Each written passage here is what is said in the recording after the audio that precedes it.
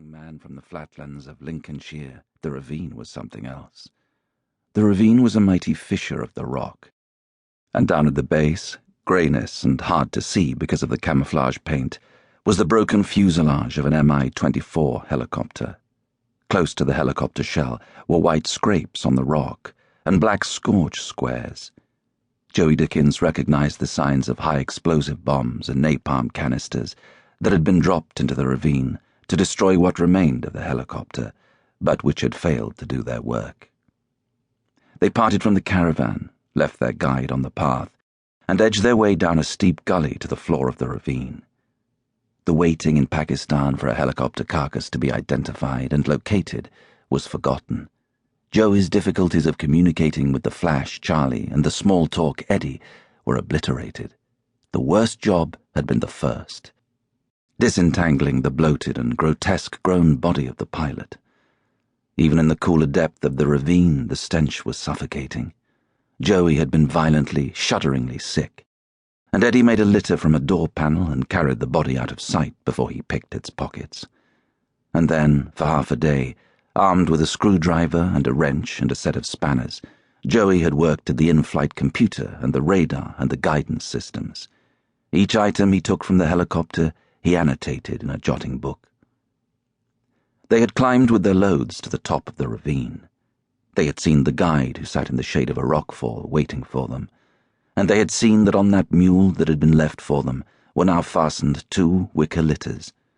They had seen the men who were pale from wounds who lay on the litters, and the protest had died in Charlie's mouth, and the guide had pointed to the ground and scratched the shape of a butterfly's wings, and Joey Dickens had known that 2 men had detonated the butterfly-shaped anti-personnel mines that were scattered from the sky.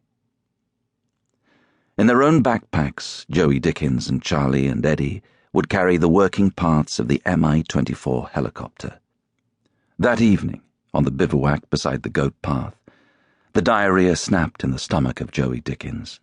He had taken the pills, but he had ignored the food. 2 days back from the ravine, and the lack of food and the work of the pills had finally clamped to a halt the movement in his belly. But 2 days of walking in the terrible heat without the sustenance of food had drained away his strength. Each succeeding day was harder. On the 5th day, the speed of the little group was increasing. One of the wounded men had his leg severed above the knee, and the other had his intestines bound into the ripped stomach wall with old cloth, and unless they hurried, the men would die. Charlie and Eddie were friends and could lift each other with their talk and their laughter. Sometimes, before they rested, Joey Dickens was a long way behind, and his feet were an agony of blisters. Across the southern slopes of the Hindu Kush, a group does not slow for a straggler. His boots gnawed at his heels and toes, his muscles ached, his belly ground in sweet pain, his breath gasped in the rarefied altitude.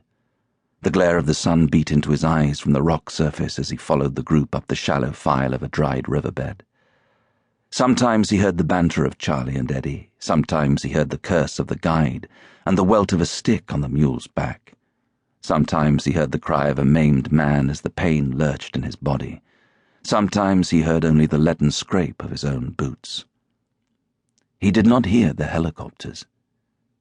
He wondered why he had come, and he thought of the terraced house that was 5 miles from the base at Culdrose, and he thought of the pinched feet of his elder girl that would have stayed pinched for another month. If he had stopped, if he had stood completely still, then he might have heard the engines of the helicopters. Joey Dickens was 300 yards behind the others. The straps of his pack bit down into his shoulders. Christ, if he'd known he was going to have to carry the stuff, he wouldn't have been so bleeding keen to strip it out of the whirly. He glanced from his footfall to his wristwatch. In 20 minutes they would stop for water. The stops were regular. When they stopped, he would catch up. And by nightfall, by the creeping of the dusk across the mountain's sides, they would be across the frontier. This would be a dream, a time of delirium. Within moments of crossing that undrawn frontier, a cairn of stones, it would all have been a bad dream. Past the cairn, into Pakistan, 6 hours in a taxi to Dean's in Peshawar, a day of hotel baths and hotel food, and 4 hours in a taxi to Rawalpindi.